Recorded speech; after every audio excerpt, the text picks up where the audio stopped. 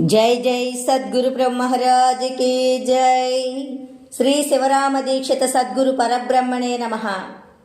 श्रीमद् बृहद्वासिष्ठ सिद्धांत निर्धारणలను శ్రీమద్ అచలబోధ ప్రతిష్టాపన ఆచార్యులను శ్రీమద్రామడుగు శ్రీ శివరామ దీక్షితులు వారిచే రచింపబడిన శ్రీమద్ బృహద్వాసిష్టమను శ్రీ శివరామ దీక్షితీయము. ఇప్పుడు దీక్షితీయము నుంచి సమాధి నిరసన ప్రకరణములోని 10వ రోజు. ఈ ఉత్త బట్టబయలు ఏమీ లేదు, ఈ ఉత్త పరమునకు ఎరుక లేదు, మరుపు లేదు. ఈ ఉత్త పరము మాయ కాదు, ప్రకృతి కాదు, గుణము లేదు, రూపము లేదు. ఈ ఉత్త పరమునందు పంచభూతములు లేవు. బ్రహ్మ కాదు, శివుడు కాదు, విష్ణువు కాదు, వికారము లేదు. ఎవరు నమ్మినా ఈ పరమునే నమ్మవలెను గాని మరి ఒకటి లేదు. ఈ పరమును నమ్మక ఏది నమ్మినను వ్యర్థము గాని జన్మ సాఫల్యం కాదు. ఈ ఉత్త బట్టబయలు మహాశ్రేష్టమైనది, అతి రహస్యమైనది, జన్మ నివారణమైనది. ఇందుకేమీ సందేహము లేదు. ఇదే నమ్మదగినది, బాగా శోధించదగినది, విచారించదగినది, విమర్శించదగినది. ఇది శిష్యులకు తెలుపదగినది. ఇందుకేమీ చింతలేదు. మూలము లేని ఈ గుర్తెరిగే శరీరం చేసిన కార్యములు ఏదిన్ని నమ్మదగినది కాదు. మూలము లేని ఈ గుర్తెరిగే శరీరమును నమ్మిన వారికి ఉపదేశము చేయరాదు. మూలము లేని ఈ గుర్తెరిగే శరీరమయ్యున్న పతితులతో మాట్లాడనే రాదు. మూలము లేని ఈ గుర్తెరిగే శరీరమునకు మూలము లేని ఈ గుర్తెరిగే శరీరమే. మూలము లేని ఈ గుర్తెరిగే శరీరము చేసిన శాస్త్రములు దీనికే నిజము. మూలము లేని ఈ గుర్తెరిగే శరీరము మునిగిపోవుచున్నది కానీ నీటిలో ఆకువలే తేలేది కాదు. మూలము లేని ఈ గుర్తెరిగే శరీరము భ్రాంతి అనే ముసుగు ఒకటి వేసుకొని ఉన్నది. మూలము లేని ఈ గుర్తెరిగే శరీరము కప్పుకున్న ముసుగును తీసివేసిన వారు గురువులు గాని ఇతరులు కారు. మూలము లేని గుర్తెరిగే శరీరము భ్రాంతులను చిగురు కొమ్మ చాయగలిగి శాఖా తలవాలులుగా ఉండి ఈ అంతటితోనూ ఎప్పుడో మునుగుచున్నది. మూలము లేని ఈ గుర్తెరిగే శరీరము జీవులకు బెల్లము పూసుకున్న వారికి ఈగలు ఎలాగన ముసురుకొనునో అలాగున ముసురుకొని ఉన్నది. మూలము లేని గుర్తెరిగే శరీరమై ఉన్న భావజ్ఞులకు కాళ్లకు వేసిన సంకెళ్ళు వంటిది. మూలము లేని గుర్తెరిగే శరీరము చేసిన శాస్త్రములు బొందలు, వాటిలో తగులుకొని బోర్లపడుదురు. మూలము లేని గుర్తెరిగే శరీరములకు మూలము లేని గుర్తెరిగే శరీరములే బండకొయ్యలు. ఈ ఉత్త బట్టబయలును ఎవరెరుగుదురు? కేవలాత్మ ఈ ఉత్త పరము ముంజేతి కంకణము వలె అగుపడును. ఈ కేవలాత్మ గజ్జులు కట్టుకొని ఆడేది కాదు.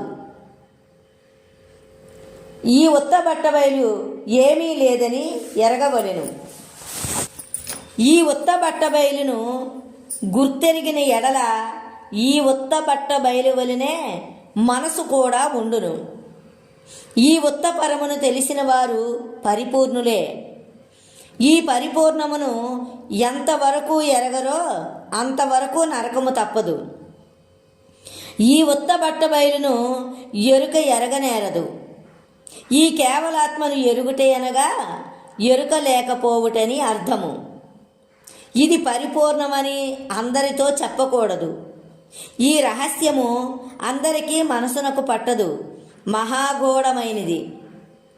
ఎరుక ఉంటే ఏమి ఉన్నదో ఎరుక లేకపోతే ఏమి ఉన్నదో, ఉత్తబట్టబయలు ఏమీ లేననేది ఏమిటిదో, దేహమందు ఎరుక మరుపులు ఎలాగును కలిగెనో, స్వభావమనగా ఏమి అగుచున్నదో, ఎరుక దేని వలన సంభవింపబడినదో, తనువు వలన నాశమో నాశము కాదో, ఎరుకనే నాశమనిన ఎడల పునర్జన్మ దేనుకో, ఎరుకకే పునర్జన్మ అను పక్షమందు ఎరుక వేరగునో, ఎరుకే వేరు కాదనిన ఎడల శరీరముతో నాశమవునా, శరీరము నాశము కాలేదనిన ఎడల మరణము దేనుకో, అవస్థయే మరణమనిన ఎడల మరలా ఈ దేహమేనా,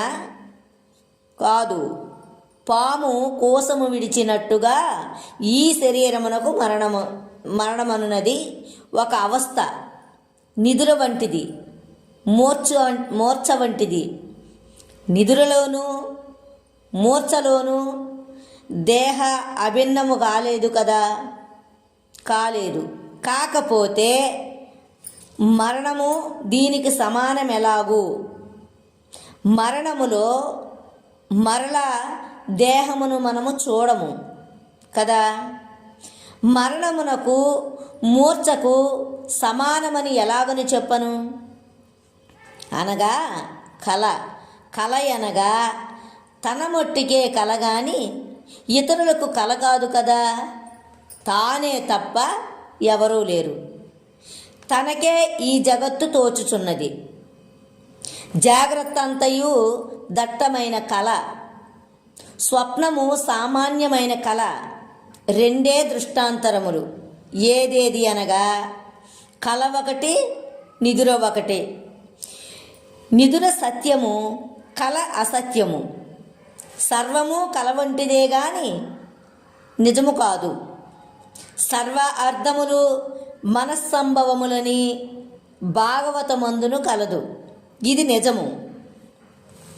కల లక్షణము ఎలాగనగా ప్రాతకాలము, సాయంకాలము, మధ్యాహ్నములుగాను, ఆహార, నిద్ర, భయ, మైథునములు కలిగినట్లుగాను, ఒక్కొక్క నాడు తాను గుర్రమెక్కినట్లుగాను, అందలమెక్కినట్లుగాను, తగువులాడినట్లుగాను, తిట్టినట్లుగాను, కొట్టినట్లుగాను, కోడండ్లు కలిగినట్లుగాను, కొడుకులను కన్నట్లుగాను, కూతుళ్లను కన్నట్లుగాను, వాళ్ళకి వివాహములు చేసినట్లుగాను, అలాగే మధ్య మధ్యలో అశుభములు జరిగినట్లుగాను, స్త్రీలు అయినట్లుగాను, పురుషులైనట్లుగాను, మాలలు ఉన్నట్లుగాను, మాదిగలు ఉన్నట్లుగాను, తురకలు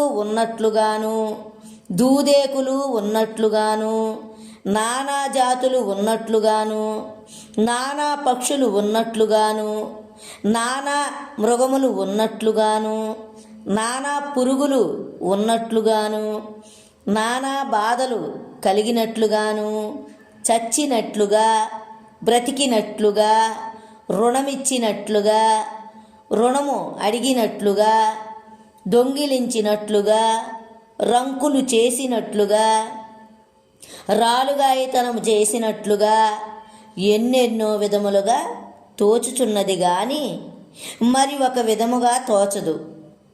కలలను ఎల్లప్పుడూ ఎడతెగగా కనుచున్నాము, కానీ ఒక్కప్పుడైనా తెరిపిలేదు.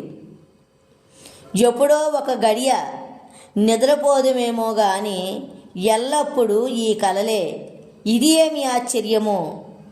ఈ కలలు ఎలాగును పోవునో.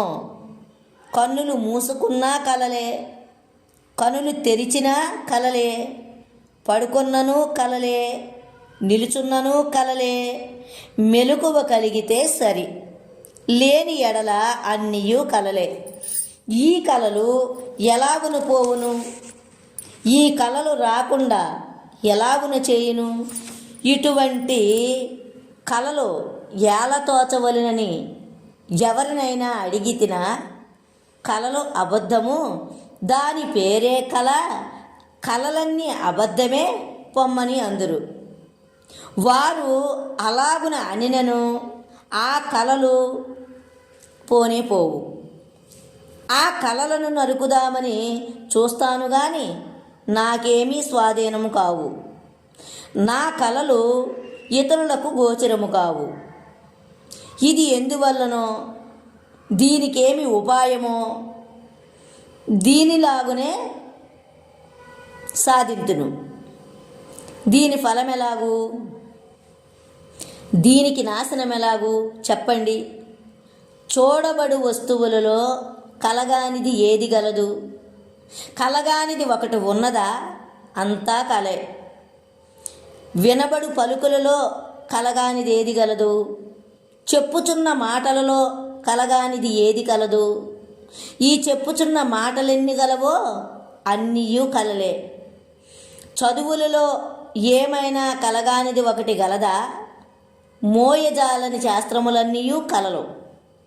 సంగీత సాహిత్యములలో ఏమైనా కలగానిది గలదా? వ్యవహారములు యందు కూడా కలగానిది ఒకటి కలదా? సర్వ ప్రపంచమంతయు కలగానిది లేదు గదా. సర్వము కలలే, అన్నీయు అబద్ధాలే, అన్నీయు అసత్యములే. ఇందుకు సందేహము లేదు, సంశయము లేదు. ఇప్పుడు కల ఎరుకల కళ్యాణం. కలరాజు నవద్వార కవచమును ధరించుకొని హస్తములను బాణములను తీసుకొని, అంటే నవద్వార కవచం అంటే శరీరం, తనువుని ధరించుకొని దానికి బాణాలు అంటే 2 చేతులు, అలాగే 2 కాళ్ళ గుర్రమునెక్కి ఆశయనే అరణ్యవాసమునకు వేటాడ వెళ్ళను. వేటాడుచుండగా ఎరుకయనే చిన్నది కనబడగా మూర్ఛాక్రాంతుడాయను. ఆ ఎరుక స్త్రీ నవద్వార కవచము గల కలరాజును చూచి ఆశ్చర్యమును పొంది మూర్ఛాక్రాంతురాయను. కలరాజునకు మూర్ఛ తెలిసెను. తరువాత ఎరిక స్త్రీకిని మూర్ఛ తెలిసెను. వారిద్దరికీ సంవాదము జరిగెను. ఆ సంవాదము బహు ఆనందకరము. ఆ ఆనందకర సంవాదమును వినువారులకును ఆనందమే, అది కనువారులకును ఆనందమే. ఆ ఆనందము సామాన్యమైనది కాదు. ఆ ఆనందమునకు పాత్రులు కావాలి, అపాత్రులకు తెలియదు. ఆ ఆనందము అపారవార్ధిని పొందించును, అందును మునుగుదురు. రాజు అడుగుతున్నాడు, కలరాజు, ఎరుక నీ ఊరు పేరేమి? ఎరుకగు ఈ కలదేహమే నా ఊరు. రాజు అంటున్నాడు, నీకు తల్లిదండ్రులు గలరటే? కలరాజా, లేరోయి నా తల్లిదండ్రులు. తల్లిదండ్రులు లేకనే పుట్టినావా? రాజా, నీ తల్లిదండ్రులు ఎవరో చెప్పుమా. ఇక్కడ పాట సంవాదం అంట. నా జోలి నీకును ఎందుకే ఓసి, నా జోలి నీకును ఎందుకే, ఓరి నా జోలి నీకేలా చెప్పుమా, ఓరి నా జోలి నీకేలా చెప్పుమా. నిన్ను చూసి నే మోహ పడితేనే ఓసి, నిన్ను చూసి నే మోహ పడితేనే. నన్ను చూసి మోహించి నాశమే, ఓరి నన్ను చూసి మోహించ నాశమే. ఎందుకే నీకింత కోపము ఓసి, ఎందుకే నీకింత తాపము. ఓరి పరమామనంటుట కూడున, ఓరి పరమామనంటుట కూడున. పరబామనే గోర ఒలియనే ఓసి, పరమామనే కోర ఒలియనే. ఇలాగున ఒకరికొకరు వివాదపడుచు తెలుసుకొని కలుసుకొనిరి. వారిరువును వివాహం చేసుకొనిరి. తరువాత భార్యను విడిచి భర్తయు, భర్తను విడిచి భార్యయు ఉండలేదు. అలాగున కొంతకాలము నటించి సంతతిని వడసి సౌఖ్యపడుచున్న వారులయ్యుండి తదనంతరము నామరూపములు లేక నశించిరి. కనుక క్రియాపర్యవసానమేమనగా అది బాగా పరిశోధించవలెను, దానిని నమ్మవలేను. కానీ ఇతరము ఏది నమ్మినా ప్రయోజనము లేదు, ఫలము లేదు, సుఖము లేదు. అందుకే మూడే వాక్యములు.